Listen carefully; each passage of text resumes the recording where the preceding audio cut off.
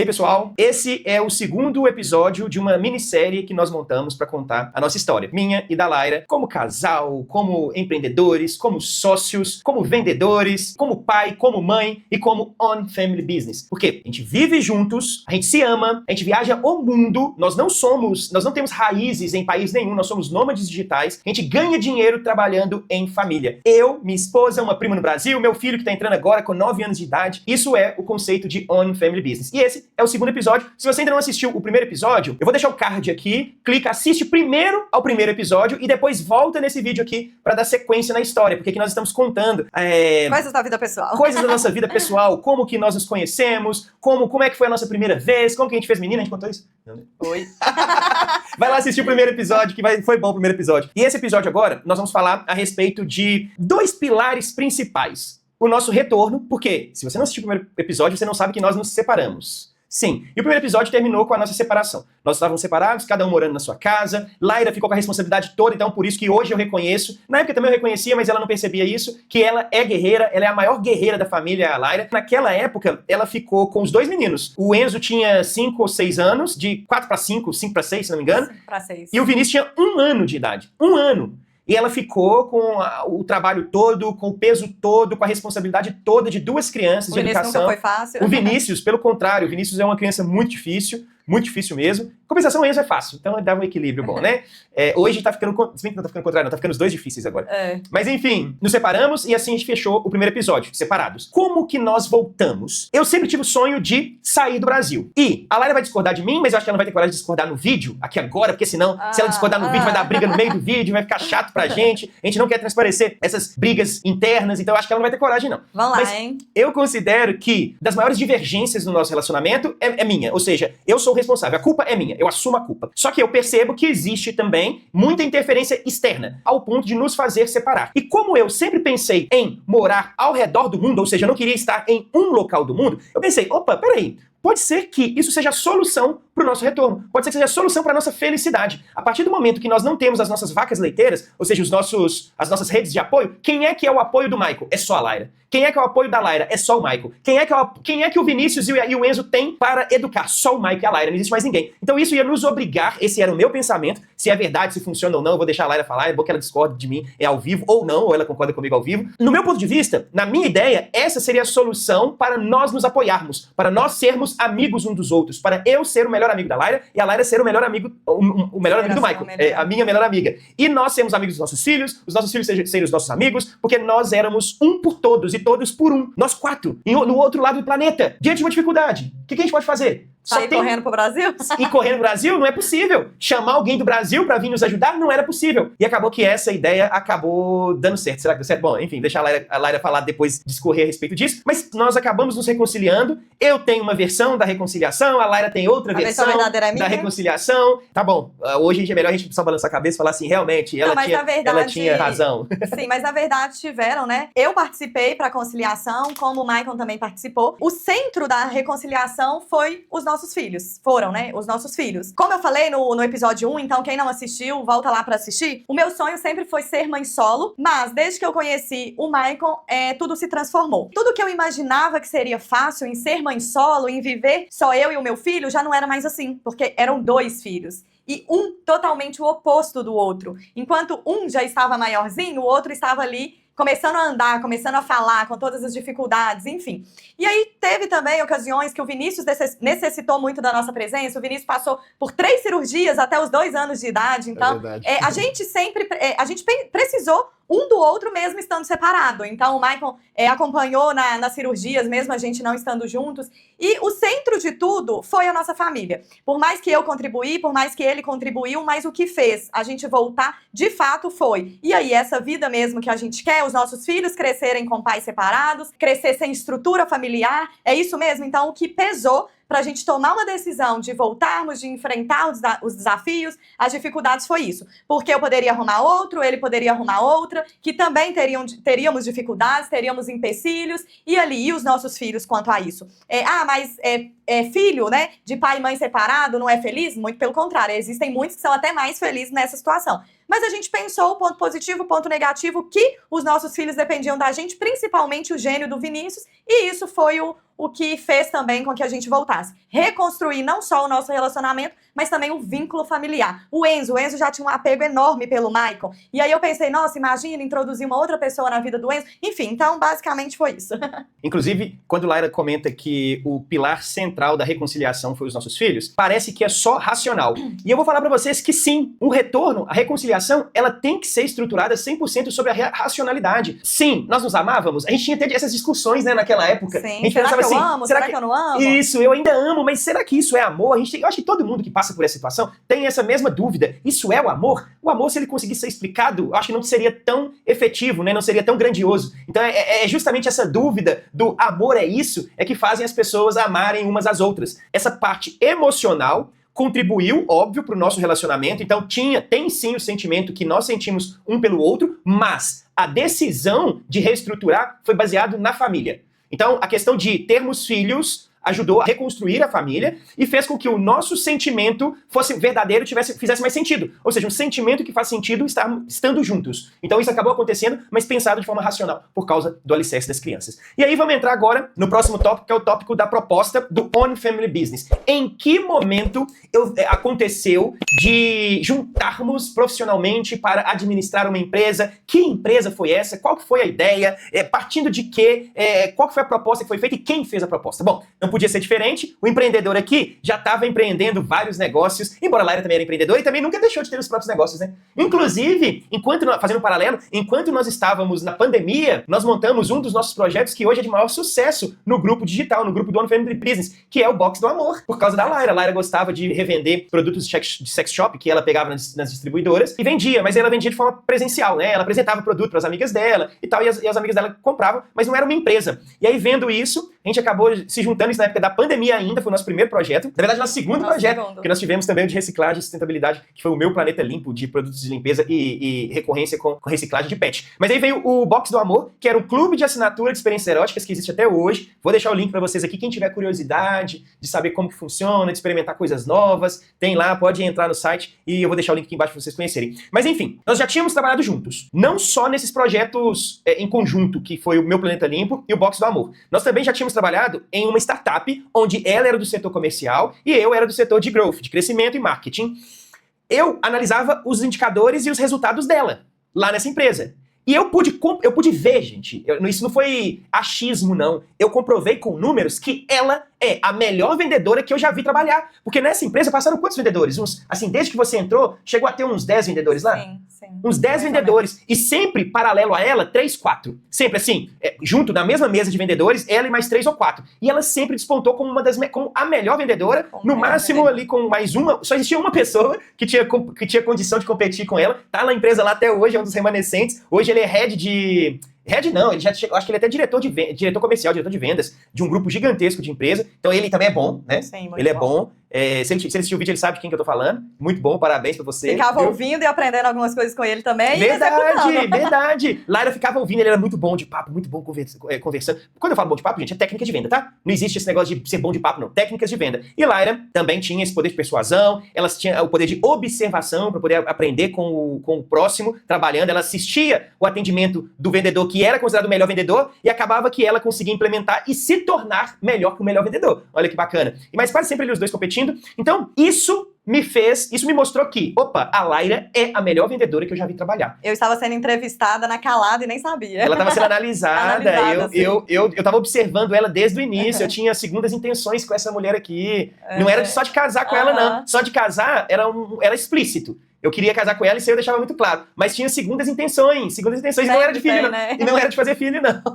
As segundas intenções era de trazer pra trabalhar comigo. Eu já estava com alguns projetos rodando em paralelo. E teve um deles que acabou despontando, que foi o textoparablog.com. Uma plataforma que intermedia as demandas de empresas de textos para publicarem seus blogs com os redatores que querem ganhar dinheiro escrevendo textos para blog. Eu estava ali no meio, com uma plataforma que intermediava essa negociação. Então a empresa, ela acabava confiando e demandando o serviço para o textoparablog.com e não para o freelancer. E o freelancer, ele era treinado, capacitado, chancelado pela plataforma. Então, era a plataforma que respondia pelas duas pontas. E acabou que essa plataforma, ela acabou se desenvolvendo tão bem que ela foi crescendo e eu fui precisando de contratar 1, 2, 3, 4, 5, 10 pessoas e meio que desorganizadamente. Chegou uma época de eu ter 3 vendedores e sem ter diretor de vendas, sem ter uma pessoa para controlar as vendas. E foi quando eu sempre quis ter a Laira trabalhando comigo.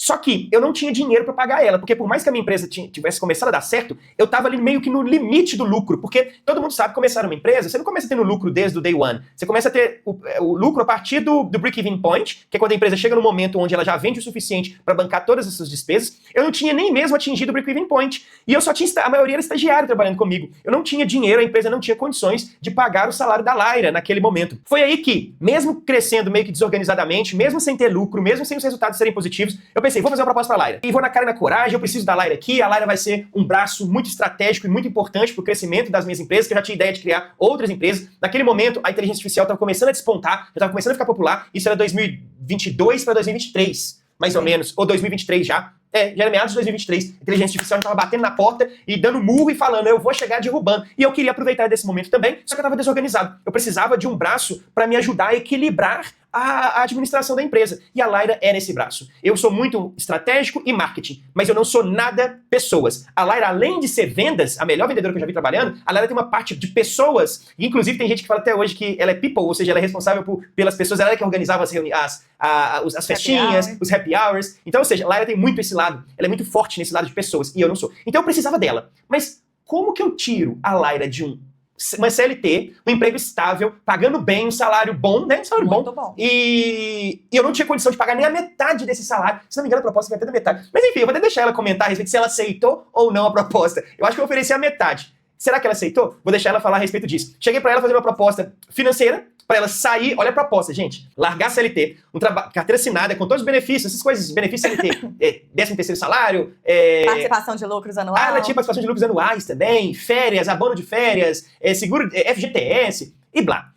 Eu cheguei a fazer uma proposta pra ela não ter nada disso, porque eu não aceito CLT na minha empresa, inclusive todo mundo é PJ, tá? Então eu não aceito.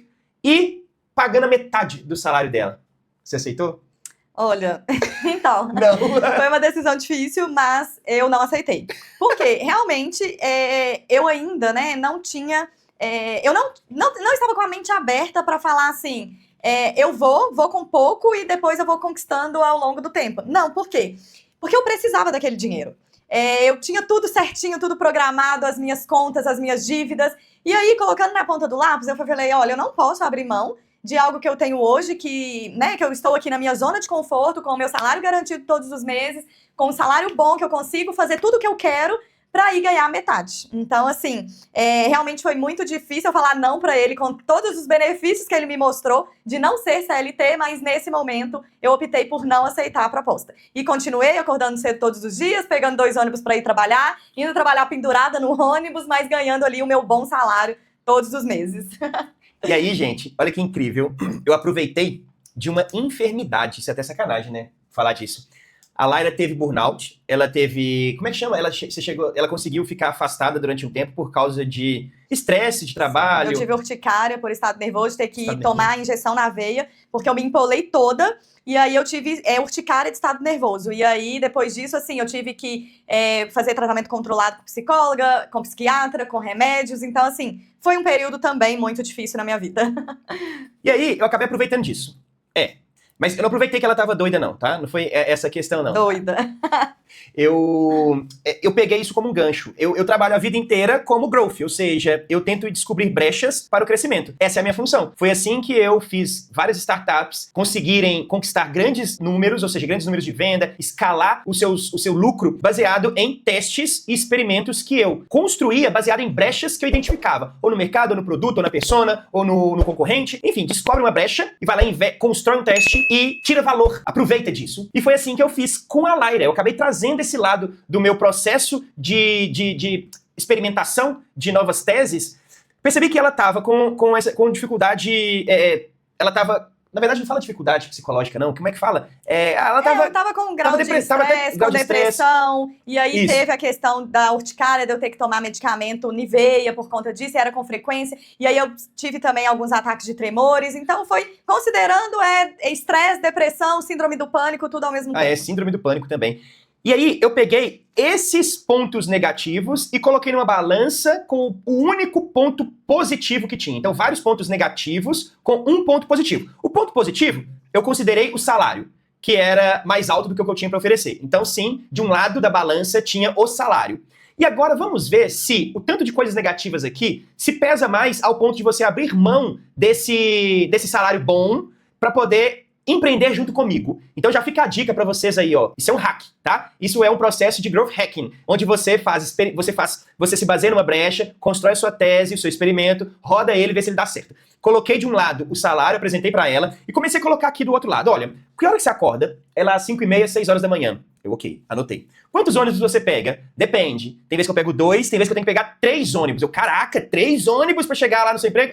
E pra voltar? Quantos ônibus? Também 3 ônibus. E qual que é a condição que você chega na sua... Eu chego destruída, porque eu tenho que ir pendurado quase que do lado de fora do ônibus. Sabe aqueles quase surfando o ônibus? Era lá, era indo trabalhar. 5h30 da manhã que ela acordava pra chegar no emprego 9 horas da manhã. Então eu gastava ali em torno de umas 2 horas pra ir trabalhar. Depois voltava com mais 2 horas. Eu falava assim, olha, você tá perdendo 4 horas do seu dia. Desperdiçado. E outra, não tem nem como você estar escutando um podcast, ou lendo um livro, ou assistindo uma aula, uma videoaula. Por quê? Você está pendurada no ônibus. Não tem condição. E se você tirar o celular, vai passar alguém na rua e vai roubar seu celular. Eu mostrei isso pra ela. Outra coisa, sua chefe, não vou nem falar mal do chefe, né? A pressão que ela faz é satisfatória? Não, né? Indevida. Pois é. A pressão da sua chefe é indevida. Os resultados que você gera é reconhecido pela sua chefe? Não, não é reconhecido. Minha chefe não reconhece todo o valor que eu entrego para a empresa. Você trabalha mais do que sua carga horária? Eu trabalho muito mais do que minha carga horária. Inclusive, eu trabalho home office. Ela trabalhava uma parte home office, outra parte presencial. E no home office, ela trabalhava muito mais horas do que no presencial. Porque presencial, você chega, bate ponto, deu o seu horário de ir embora, você vai embora. E estando em casa? Seu psicológico sempre fica assim, opa, peraí, eu acho que eu fiz mais tempo de hora de almoço. Então deixa eu trabalhar mais tempo aqui. Já que eu tô aqui em casa já mesmo, eu vou aproveitar. Sabe aquelas 2 horas que eu perdia pra vir trabalhar e 2 horas que eu perdia pra voltar pra casa? Eu vou trabalhar mais pra empresa? Porque aí eu trabalho essas 3, 4 horas a mais. 3, 4 horas a mais pra empresa. Ou sem receber também nada. Aquela questão, eu deixei de fazer isso aqui pra fazer amanhã. Não, a consciência pesa, deixa eu fazer hoje mesmo. Aí vai lá, liga o computador de novo e vai fazer aquilo. Já tá ali, né? Eu já tô aqui mesmo, já deixa eu fazer isso. Então, ou seja, eu coloquei tudo isso na balança. Mas teve um momento, um tópico crucial. Liberdade geográfica. Ela comentou no episódio 1, se você não assistiu ainda, esse daqui é o episódio 2 de uma minissérie em 3 episódios. No episódio 1, ela comentou que ela tinha o sonho de ser hippie, ou seja, de morar em qualquer lugar do mundo e sem ter raízes. Esse foi o tópico, foi a cereja do bolo. Eu peguei todos os pontos negativos que ela pontuava, coloquei aqui, começou a pesar muito mais do que o salário dela nem estava sobressaindo mais tanto perante aquele tanto. Ela tinha até esquecido o salário de tanta coisa ruim que era trabalhar lá nessa empresa. Não, a empresa era boa, mas o processo para trabalhar lá era complexo. Era dificultoso. Então, e aí chega eu mostrando para ela liberdade geográfica. Você quer morar no Japão? Nós podemos morar no Japão. Você quer morar em Buenos Aires, aqui pertinho da gente, lá na Argentina? Nós podemos morar em Buenos Aires. Você quer morar do lado da Torre Eiffel, lá em Paris? Quer? Então tá, nós podemos morar lá também. O que eu vou te oferecer aqui é uma proposta, não só uma proposta de trabalho, não. É um sonho para nós realizarmos juntos. Nós vamos dar a volta no planeta. Eu quero morar em todos os continentes do mundo, junto com você e com os nossos filhos, trabalhando, ganhando nosso dinheiro, e a gente sem depender de uma empresa, sem depender de chefe, sem depender de horário, até mesmo porque fuso horário daqui, por exemplo, nós estamos na Tailândia, são 10 horas de diferença do Brasil. E se ela tivesse o chefe dela lá no Brasil? Então, o que aconteceu? No final das contas, a minha proposta, ela foi tão voltada a um sonho da família, que ela teve que sucumbir, ela teve que virar e falar assim, você tem razão, Michael. É isso que eu precisava. É isso que eu precisava. Por quê? Ficar estressada, tendo síndrome do pânico, ficando afastada do emprego, tendo pasmos de vista escurecida por causa de um salário bom, não é o suficiente. Quando que eu vou viver com o meu filho? Quando que eu vou brincar com o Vinícius? Quando que eu vou fazer um evento, um piquenique com o Enzo? Quando? Não vou ter isso. Agora, o que você está me oferecendo é exatamente isso, uma vida em família. Por quê? A minha proposta foi On Family Business. Você vai ganhar dinheiro trabalhando em uma empresa que nós vamos construir, eu e você. Nós vamos construir essa empresa alicerçada na família. Isso é possível, porque esse é o conceito de On Family Business. Vou deixar card aqui também, que eu explico o que é o On Family Business, para você que também tem que gostou dessa nossa história de trabalharmos juntos, construindo a nossa história juntos, em parceria, vivendo em qualquer lugar do mundo. Tem esse card para você entender como que isso funciona e como que isso pode ser feito seguindo a metodologia do On Family Business. Então, fiz a proposta, ela acabou aceitando. E aí pronto, aceitei a proposta. E agora, vou ter que executar, né? Eu fiz a proposta, ela aceitou. E agora eu vou ter que realizar. Começamos a fazer o nosso planejamento, que a primeira coisa que eu ia ter que fazer com ela era sair do Brasil. Opa, a gente tem que agora sair do Brasil, porque eu ofereci isso pra ela, a gente vai ter que morar em outro país. Aí a gente conversando, quais que eram os nossos países de potencial pra gente morar? Era Buenos Aires, que a gente tinha ficado um tempinho lá, só nós dois, não tinha os meninos ainda, e a gente gostou muito, na verdade. Na vida de Palermo. Nossa, foi muito bom. E todo brasileiro, né, ali, a primeira opção pra não sair totalmente da zona de conforto é Portugal. Portugal. É a minha língua, tá perto de mim, qualquer dificuldade eu volto pro Brasil. Então, na verdade, a gente pensou Buenos Aires, pelo que a experiência gostosa que a gente teve lá em pouco tempo, e Portugal por continuarmos ali na zona de conforto. De ter um alicerce de língua, pelo menos o idioma é o mesmo, então não teria grandes dificuldades. Porque tem esse detalhe também, gente, nós saímos do Brasil com 0 inglês. Eu 0 inglês, Laira 0 inglês, Enzo 0 inglês, Vinícius 0 português também. Mal falava português, coitado. Mas enfim, então teve essa definição do local. Eu havia definido que nós iríamos, a princípio, para Buenos Aires. Por quê? Em comparação com Portugal, fazia mais sentido por causa da moeda. As nossas empresas, os nossos negócios on family business, rodavam no Brasil, com o público do Brasil, para brasileiros, e nós recebíamos em reais. Então não fazia sentido eu ter uma renda em reais e pagar e custear a nossa vida em euros, por causa da diferença de câmbio. Não faz sentido. Quem ganha em reais, a menos que ganhe dezenas de milhares, não vai conseguir sobreviver em Portugal. Então a maioria das pessoas que vão para a Europa, elas vão com a condição de trabalhar para a Europa. Então eu vou trabalhar na construção civil, eu vou trabalhar na limpeza, vou trabalhar na rede de turismo, garçom, hotelaria, vou ganhar em euros e vou conseguir sobreviver aqui. Só que essa não era a nossa ideia. Nós tínhamos a ideia de criar um negócio, de empreender. Então o nosso negócio ele já estava andando. Nós já tínhamos o texto para blog, o Box do Amor e o TrocaZap. Na época nós tínhamos ainda o TrocaZap. Eram 3 projetos rodando em paralelo. Alguns davam prejuízo, outro dava o lucro que bancava o prejuízo dos outros. Mas enfim, ir para a Europa foi inviável, justamente porque a nossa intenção era fazer os nossos negócios crescerem. Ou seja, eu não posso pagar em euro. E aí tinha o peso argentino, que era bem desvalorizado referente ao real. Só que aí teve um candidato à presidência na Argentina, isso foi de 2023. Foi 2023 essa decisão. Esse candidato começou a despontar como um dos possíveis vitoriosos à presidência da Argentina, e nos discursos dele, um dos projetos dele era de dolarizar a Argentina. Aí eu, puta que eu pariu, agora... Sai do euro e vou pro dólar. Se ele conseguir de fato, se ele executar o que ele tá dizendo que vai executar, que é dolarizar, eu vou sair do Brasil, recebendo em reais, pra morar na Argentina, um país quebrado, fudido, mas pagando em dólares. Não faria sentido pra mim, de jeito nenhum financeiramente. E aí em 3 meses, gente, 3 meses, não foi? 3 meses. Nós demoramos quase 1 ano pra fazer o projeto. Nós demoramos quase 1 ano pra fazer o projeto inteiro de Palermo. Apartamento praticamente alugado lá em Palermo, em Buenos Aires. Nós fomos pra Buenos Aires, nós ficamos lá um tempo pra poder ver se aquilo era gostoso, e era gostoso.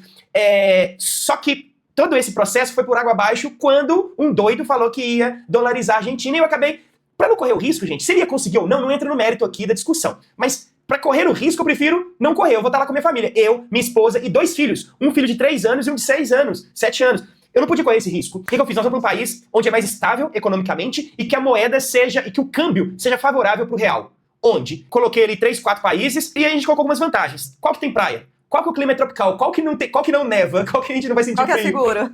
Segurança e educação. Foram esses os tópicos? Sim, foi clima, foi moeda, clima, praia, segurança e educação. Gente, disparadamente, os 5 tópicos apontaram para a Tailândia, que é onde nós estamos hoje. Antes disso, sim, nós moramos um tempinho em Kuala Lumpur, na Malásia, nós moramos também em Hanoi, no Vietnã, nós moramos em Manila, nas Filipinas, nós passamos alguns dias em Hong Kong, na China. Só que aqui, gente, onde nós estamos em Chiang Mai. Abraça. Aqui abraça aqui nos dá um conforto, uma segurança.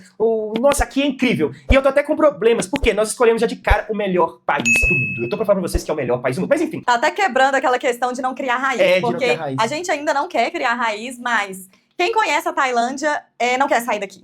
E isso a gente vê constantemente, os mochileiros, as pessoas que estão aqui, saem, ficam um tempo em outro país e volta pra cá. Aqui parece que tem um imã. Quem chega não sai. E é maravilhoso.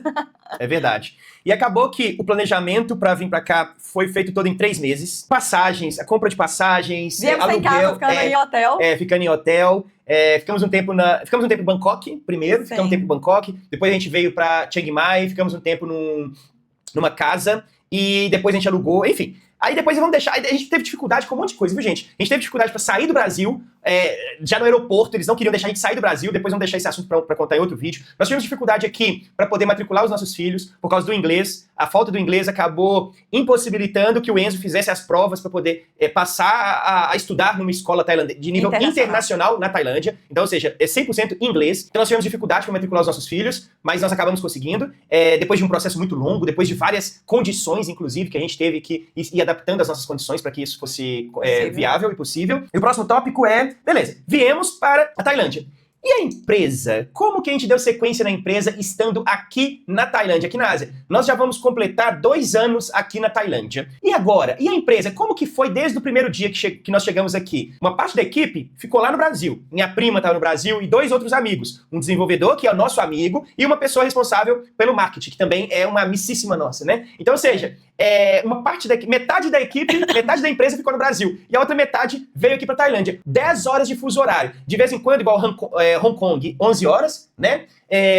11 horas de fuso horário.